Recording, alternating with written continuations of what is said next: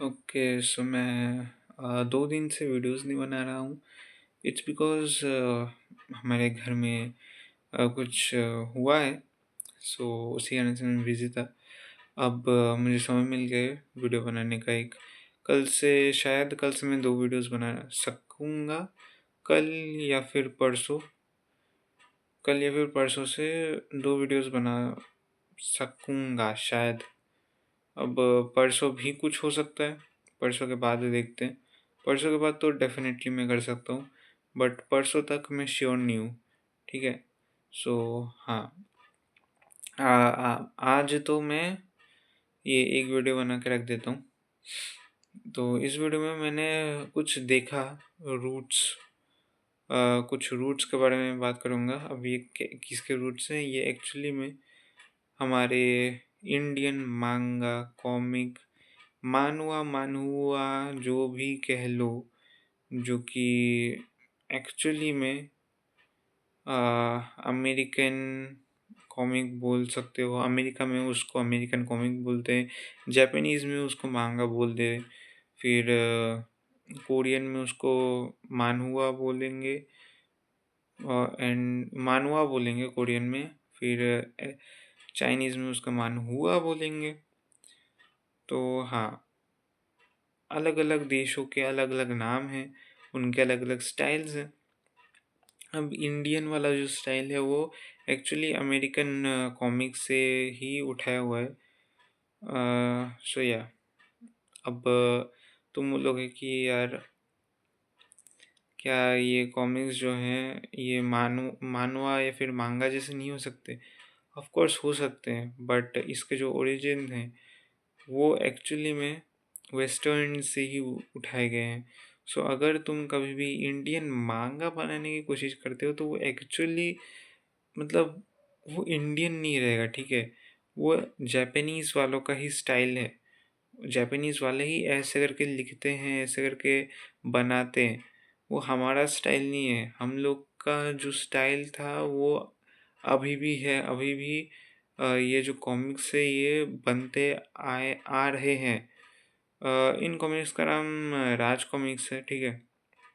Super heroes comics है और इसमें एक्चुअली कमांडर ध्रुव जैसे कैरेक्टर्स हैं, डोगा है, नागराज था नहीं नाम? हाँ, नाग जैसा ही कुछ पावर्स वाला बंदा और भी बहुत सारे कैरेक्टर्स हैं जो कि एक्चुअली में बहुत पावरफुल हैं। परमाणु, हाँ, परमाणु भी है।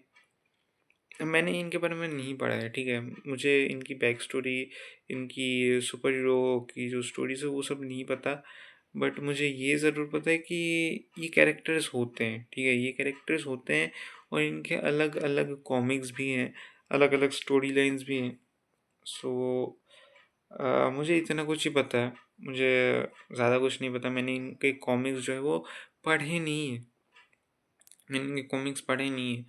अब अगर मैं इनके कॉमिक्स पढ़ने जाऊँ तो वो शायद ही मुझे मिलेंगे, ठीक है? शायद ये अवेलेबल होंगे किसी भी आस-पास के मेरे स्टोर पे और यही इसका डाउनफॉल हुआ है, ठीक है? ये ज़्यादातर रेलवे स्टेशंस में अवेलेबल है। अभी भी अवेलेबल इतने ज़्यादा है या नहीं वो भी पता नहीं। अ, अगर होंगे तो वो रेलवे स्टेशंस के साइड में होंगे। अब इसका भी एक रीज़न है। बेसिकली क्या हुआ था कि जब आर्मी जो होते हैं ना, वो एक जगह से दूसरी जगह जब जाते हैं, तब उनकी जो जर्नी होती है ना, वो बहुत ज़्यादा बड़ी होती है, ठीक है? और ये मैंने लाइक रिसर्च नहीं किया है, ये मैंने एक यूट्यूब वीडियो से और कुछ शॉर्ट से ही सुना है कि उनकी जर्नी इतनी ज़्यादा बड़ी होती है, इसी कारण से उन्हें रेलवे स्टेशंस में कुछ कॉमिक्स मतलब रख दिया जाता है ताकि वो लोग खरीद सकें और वो लोग पढ़ सकें एन्जॉयमेंट के लिए। और तब तो भाई मोबाइल फ़ोन्स वोन्स कुछ भी नहीं था ना। ये 90s की बात चल रही है, ठीक है? सो इसी कारण से जो कॉमिक्स थे वो रेलवे स्टेशंस में ही आने लगे। अब इनके जो स्टोर्स हैं वो हमारे यहाँ क्यों नहीं है? जैसे कि डेडिकेटेड ये मार्वल डीसी के स्टोर्स हैं यूएसए और यूरोप में। फिर यूएसए, यूरोप, अमेरिका वाले जगह में, एंड मांगास, फिर मानवास, ये उन उन जापान और कोरिया के कंट्रीज़ में, उनके रेस्पेक्टिव कंट्रीज़ में इनके स्टोर्स हैं। बट इंडिया में क्यों नहीं है? इट्स सिंपल कह सकते हो, कॉम्प्लेक्स हो थोड़ा सा, बट फिर भी सिंपल आंसर ये है कि लोगों को इतना इंटरेस्ट नहीं है। ठीक है, बच्चे इनको खरीद नहीं सकते, और बड़े तो भाई लाइफ जुदी पड़ी है भाई, ख़त्म है। बड़ों की लाइफ भाई बहुत ही ज़्यादा, तब के समय, तब भाई इंडिपेंडेंस चल रहा था, पूरा देश जो है वो बदल रहा था, तो इसी कारण से जो वो था ना, देश की जो हालत थी ना, वो इतनी ज़्यादा अच्छी नहीं थी। लोग इतना ज़्यादा कमा नहीं रहे थे कि भाई वो लोग एक कॉमिक पे अपना पैसा वेस्ट करें। ठीक है, और उसके बाद केबल्स आ गए। इवन दो मैं मानता हूँ कि केबल्स आ गए, मोबाइल फ़ोन्स आ गए, बट फिर भी अभी भी अमेरिका में कॉमिक्स बिकते हैं, अभी भी जापान में मांगास बिकते हैं, तो इंडिया में भी इंडियन कॉमिक्स बिकने चाहिए ना। वेल, ये लोग इनके बारे में इतना जानते ही नहीं है, और in the first place in लोगों को वो क्या बोलते हैं, प्रमोट प्रमोट ही नहीं किया गया था इतना ज़्यादा। ठीक है, और अभी तो शायद तीन वो भाग हो गए हैं, तीन तीन पार्ट्स हो गए हैं राज कॉमिक्स के, एंड इसी कारण से आई डोंट थिंक सो कि राज कॉमिक्स कभी भी लाइक वो नहीं कर पाएगा, मतलब एक ग्लोबल स्टैंड नहीं रख पाएगा। और अगर रखना चाहे तो बहुत ही ज़्यादा मुश्किलों से होके गुजरना पड़ेगा उनको। उनका ट्रेलर आया था एक शॉर्ट फिल्म के लिए, और उसमें भी बहुत सारे लीगल इश्यूज हुए थे। अब ये लीगल इश्यूज किसके लिए हुए थे वो मुझे नहीं पता, बट हाँ, लीगल इश्यूज हुए तो थे। सो या ये एक चीज़ है। अब अगर लीगल इश्यूज ही हो रहे हैं सिर्फ एक ट्रेलर, एक शॉर्ट फिल्म के लिए, तो सोचो अगर तुम एक बड़ी सी फिल्म के लिए ट्रेलर रिलीज़ करोगे, उस फिल्म को शूट करोगे, तब क्या क्या इश्यूज हो सकते हैं। तो इस कारण से मेरे हिसाब से राज कॉमिक्स तो अभी तो भाई नहीं किया जा सकता उसके साथ कुछ भी। और इसीलिए इंडिया में बाहर के, जैसे कि डीसी, मार्वल, और वो मांगा, एनिमे, ये सब ही ज़्यादा पॉपुलर होगा, ज़्यादा चलेगा, ज़्यादा टिकेगा, बिकॉज हमने हमारा ही जो कॉमिक्स है, हमारे ही जो स्टोरीज़ हैं, उनको महत्व नहीं दिया इतना। ठीक है, और साथ ही साथ राज कॉमिक्स जो है, उन पे कोई भी अगर वीडियो बनाता होगा, वीडियो बनाता है, बनाता था, कवर करता था, तो पूरा स्ट्राइक्स के ऊपर स्ट्राइक्स पड़ जाते थे, जैसा कि एनिमे चैनल्स के साथ होता है। और एनिमे चैनल्स में भी कुछ कुछ बच जाते, ठीक है, और अलग अलग क्रिएटिवली एनिमे को कवर करें, और कुछ कुछ नहीं बचते थे,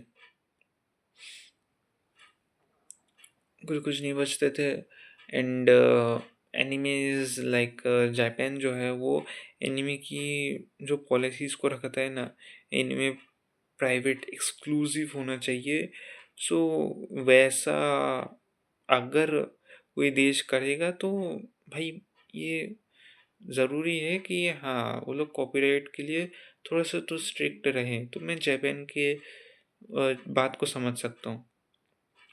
खैर, उनकी बात, उनके कॉर्पोरेट सिस्टम तो अलग से काम करता है, अभी अमेरिका का अलग से काम करता है, यूरोप का अलग से काम करता है, सो इंडिया का भी अलग से काम करना चाहिए, ऑफ कोर्स करना चाहिए। बट फिर भी हम इंडियन, बिकॉज इंडिया जो है वो एक सेक्युलर कंट्री है, इंडिया एक डेमोक्रेटिक कंट्री है, तो इस डेमोक्रेटिसिटी के लिए ही हम अगर राज कॉमिक्स को थोड़ा सा कवर करने की कोशिश करें, तो हमें कॉपीराइट स्ट्राइक या क्लेम तो मत दो। ठीक है, भाई हम लोग तुम्हें प्रमोट कर रहे हैं, कौन ही तुम्हें प्रमोट कर रहे हैं? जापान वाले तो बोल सकते हैं कि हाँ हम लोग प्रमोट कर रहे हैं हमारे एनिमे को, तुम लोगों को प्रमोट करने की ज़रूरत नहीं है। अभी ये राज कॉमिक्स को कौन ही प्रमोट कर रहा है, तुम लोगों को कौन ही प्रमोट कर रहा है, ठीक है। सो इसी कारण से भाई स्ट्राइक वाइक ये कॉपीराइट क्लेम दे के क्या फ़ायदा, कोई फ़ायदा नहीं है ना। फिर खैर छोड़ो, मैं तो एक छोटा सा यूट्यूबर हूँ, यूट्यूबर भी नहीं बोल सकते हो, मैं क्लासीफाई भी नहीं हूँ क्या ही करूँ। खैर मैंने अवेयर करना था, अवेयर कर चुका हूँ, 10 मिनट हो गए हैं। सो हाँ, अभी मैंने अपने बाल काट दिए। पहले के वीडियोस में भाई देखना बाल बहुत बड़े होकर रखे हुए थे, अभी काट दिए। नेक्स्ट फिर धीरे धीरे फिर बड़ा करूँगा। सो या यही था हमारे इंडियन कॉमिक्स का रूट्स। एंड ये चीज़ मैंने थोड़ा सा देखा दुखा तो मैंने सोचा कि वीडियो बना देता हूँ। ये अब वही है, अगर हम हमारे कॉमिक्स के बारे में कुछ भी बनाना चाहें, या फिर वो लोग वो जो कॉमिक्स के जो वो है ना कंपनी है ना, वो अगर कुछ करना भी चाहे वो कर नहीं सकती, ठीक है। अभी बहुत सारी प्रॉब्लम्स हैं। सो इसी कारण से इंडिया में तो अभी के लिए तो कोई भी कॉमिक बेस्ड फैंडम जो है वो एस्टेब्लिश नहीं हो सकता है इंडियन कॉमिक्स के लिए, ठीक है। डीसी मार्वल तो है ही अभी, बट या इंडियन कॉमिक्स के लिए नहीं हो सकता। अब तुम बोलो कि राज कॉमिक्स के लिए फैंडम है ना, कितनी ही है, कितनी ही है, नॉन एग्जिस्टेंट है, इतनी ज़्यादा है ही नहीं, ठीक है।